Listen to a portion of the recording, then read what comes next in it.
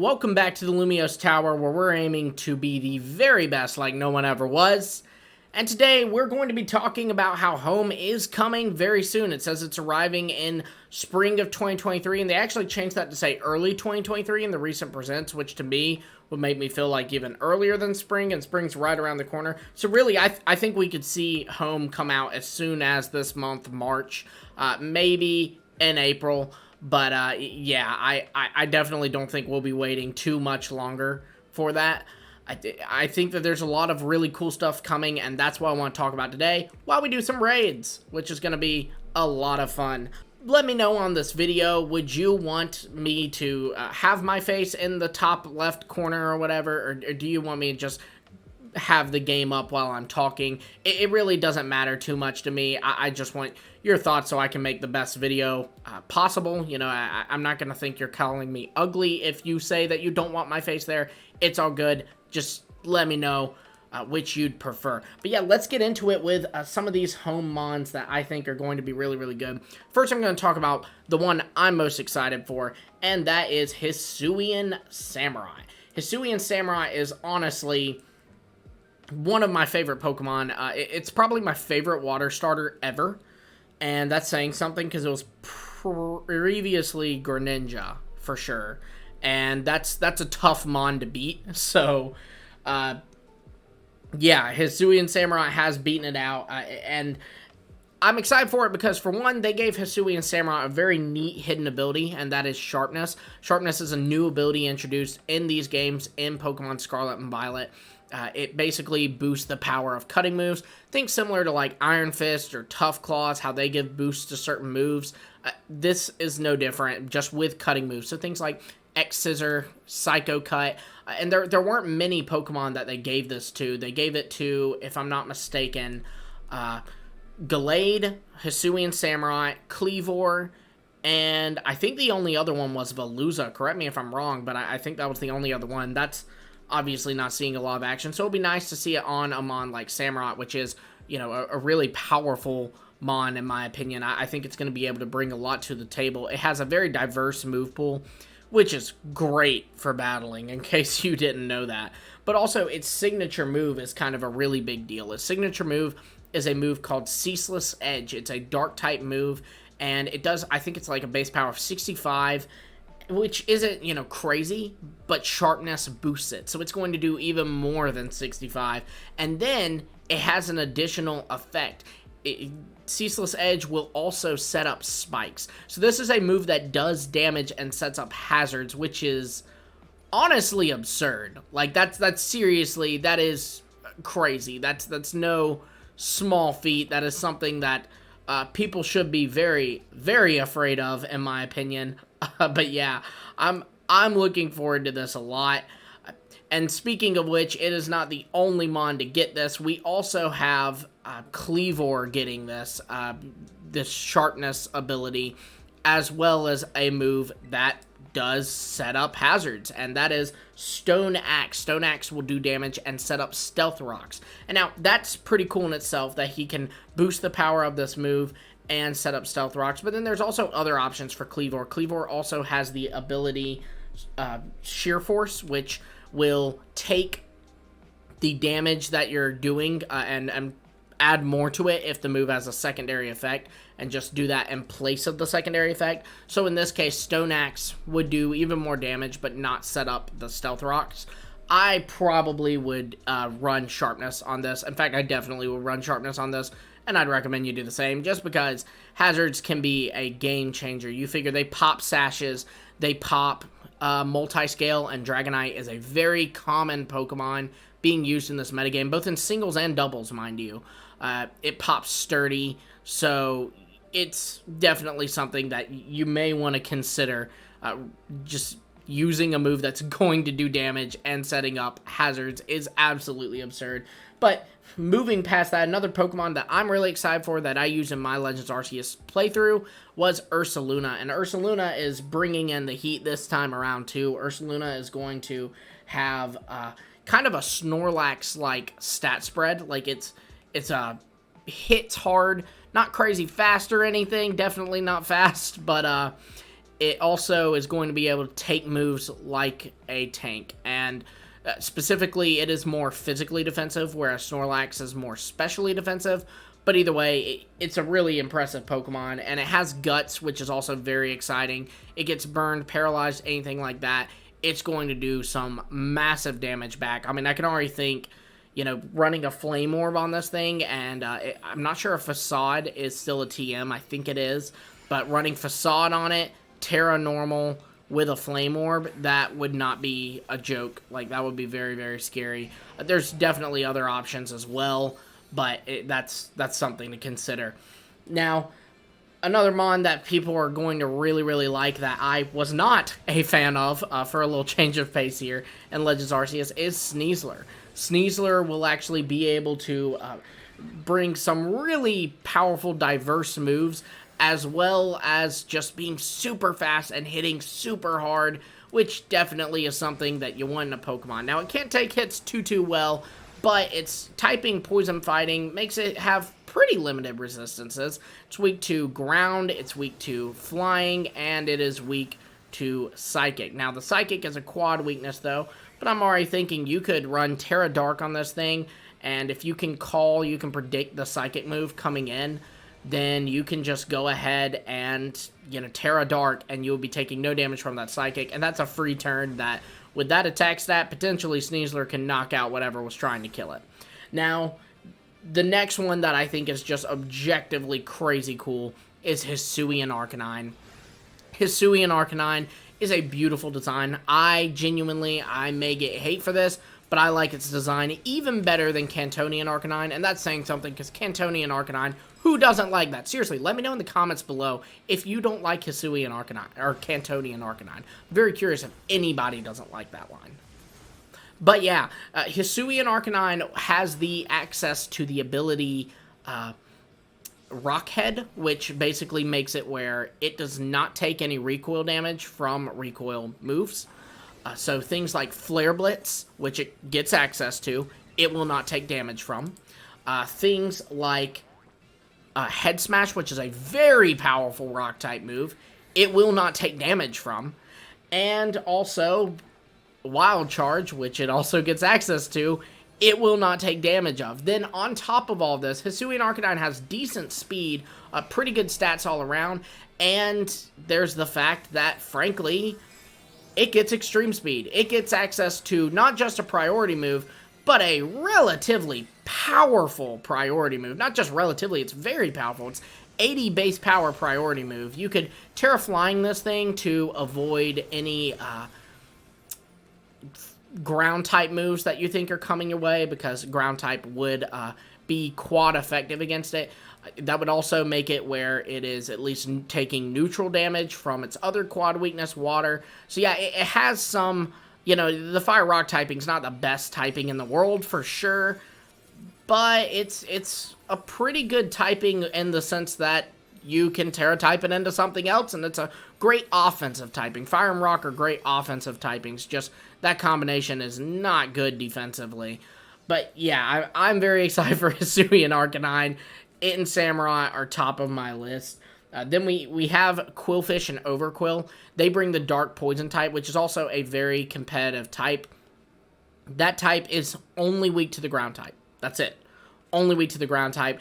And Quillfish and Overquill get access to Liquidation and other water moves. So it's going to have a move that's going to be able to counter its one weakness. And then the reason I say Quillfish and Overquill is because Quillfish doesn't have bad stats. So to be honest with you, you can run, you know, just Overquill, or you honestly really could just run Quillfish. Eviolite it. That would not be that bad. In fact, that would be pretty good. It's scary that both of these mons are coming in and are going to be so powerful. I mean, Quillfish, really, Eviolite Quillfish won't be a joke, and Overquill is great too. Also, these mons have access to Swift Swim, and they're not water types, so that's just going to make any rain teams you're planning a little bit more diverse, which definitely doesn't hurt, right? You're going to be able to have a mon on your rain team that isn't the water type, but is taking advantage of the rain, has moves that can take advantage of the rain, has decent bulk. You're also going to be able to use Intimidate on it if you want to. Intimidate is another great ability. Obviously, we see that get some competitive action, what with, Landorus. Not sure if you've heard of it before. But yeah, it's a great ability. We also do have Basilegion, which is the last of the Hisui mons that I want to talk about. Basilegion has a great offensive typing too. Water Ghost, it's also not a terrible defensive typing as well. The water typing especially is very good. Nice thing about this is you can Terra Water it, and you will get an even bigger boost to your water type moves, plus be Terraing to a type with only 2 weaknesses, neither of which are super common. Grass especially is not common, so that's going to be great for Basilegion. I'm very excited for that. Let's face it, Basilegion's like one of the most objectively cool designs we've ever gotten in the history of the franchise. Now, another Pokemon that I really, really want to talk about is the Kami Quartet. You may like them, you may love them. The point is they're coming back, and it is going to be a pretty big deal. The Kami Quartet is obviously the Landorus, Thundurus, Tornadus, and Enamorus. Now, Landorus and the other two, Thundurus and Tornadus, they have obviously seen action before, and they're pretty good mons. I mean, there's no getting around that. But, well, Enamorus hasn't seen any action yet, but it has a great typing, Fairy Flying. That's not bad typing at all. It's only shared with Togetic and Togekiss, so it's very unique typing as well. Enamorus is going to see a lot of action, I think. Landorus, we know, will see a lot of action. Whether you like it or not, Landorus is back, baby. He's back. It will be a while before he's allowed in VGC, but he is very much back. And we have to talk about, on that note, other VGC mons that are going to be scary as heck, in the World Championships format, the double battle format. The Weather Trio are coming back. It's going to be a while before Big Legends are added into, the bracket, allowed, no longer banned. But, yeah, they're coming back, and it's going to be very, very scary because you can now have a Drizzle-boosted Origin Pulse on Kyogre. That's always been the case. But now you can Terra Water Kyogre, which will allow Kyogre to have an even bigger boost to its Origin Pulse, which is already boosted by the rain and the fact that it is a stab move. So that's terrifying. I mean, that really is terrifying. So Kyogre's going to see a lot of action when VGC rolls around. It always does every year, but this year it arguably is more scary than when it's scarier, if you will, because that's the right way to phrase that. But it's going to be scarier than it was when it had a primal reversion it had access to, in my opinion. So, yeah, keep your eye out on Kyogre. That's no joke. Urshifu is also back. That's a Pokemon that, especially in singles, saw a lot of love. Both are very good typings, so, it makes sense that they're going to see some love again. And the Steeds and Calyrex are back, so that's going to be a big deal as well. Calyrex can now merge with the Steeds again, and also tear through the game again. Also, Calyrex and Spectrier will be allowed probably earlier on than Calyrex, because they're not considered big legends, they're considered sub-legends, and those will be allowed sooner. And when that happens, they will also be a pretty big deal, because, they're bulky in Glastier's case, and in Spectrier's case, it's very fast and hits very hard with its special moves. But the one thing that was hurting it was it doesn't have a lot of different moves it has access to. But now with Terra Blast, it essentially has a move of any type, depending on what you make its Terra type. It will now have that type move as well. So that's very scary. I think Spectrier is going to see a lot more love than it even did in Gen 8. And it saw a decent bit of love in Gen 8, I think. Now, speaking of legendaries, obviously Zacian and Zamazenta are coming back. And that may sound scary, but Zacian and Zamazenta are actually nerfed. They no longer have their abilities activate every time they come out in a battle. Now it's just the first time they come out. So if you switch out your Zacian, you're not going to be able to switch it back in later and still get that intrepid sword boost. And same with Zamazenta with Dauntless Shield. Just Zacian was very clearly the more popular choice there in VGC.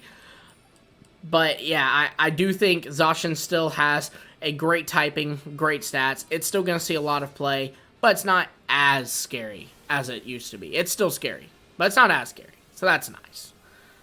Now, there's other nerfs, too, like you have the whole Ash Greninja talk. Obviously, the Battle Bond ability no longer will change Greninja into Ash Greninja when it defeats a Pokemon. Instead, it will boost its attack, special attack, and speed. So, you know, it's still a nice ability, but it definitely isn't what it was, and anti-Poke fans especially are pretty unhappy about that. Now, just some honorable mention before we close this video out. Obviously, this DLC will give us access to some variants as well. You know, Pokemon that are in the game will be able to get their variants. So this is things like Cantonian Tauros, a Alolan Raichu, a Alolan Muck, and some others. And of those, I think that Alolan Muck is going to see a lot of action. Again, it's a Poison Dark type, and that's a pretty good type. Plus the fact that just in a Terra world, you know, there's more that that Pokemon can do. If it couldn't do anything before, it can probably do it now, you know? And then we also have Cantonian Tauros. I personally am very excited for that. I love Tauros. I've always loved Tauros. I like Cantonian Tauros better than all of them because it's got more color to it, which I just like.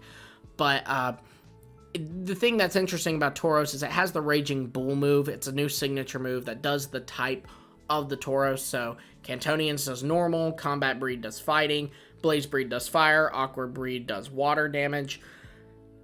Well, you can run Raging Bull on it, and you can even Terra Normal your Tauros and get an even better Raging Bull. I would recommend instead going for Sheer Force and putting Body Slam on it.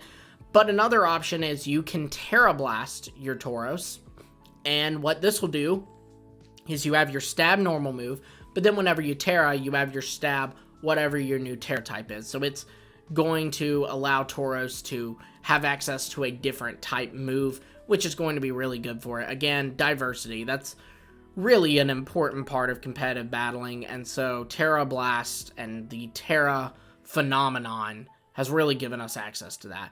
But yeah, let me know which Pokemon that's returning from home that you're most excited to see. Let me know again what you think of Cantonian Arcanine. Do any of you actually hate Cantonian Arcanine? That's what I want to know. You don't have to tell me you like it. You can, but just tell me if you hate it. Because I'm really curious if any of you actually hate this thing. Because that's just absurd if you do. But yeah.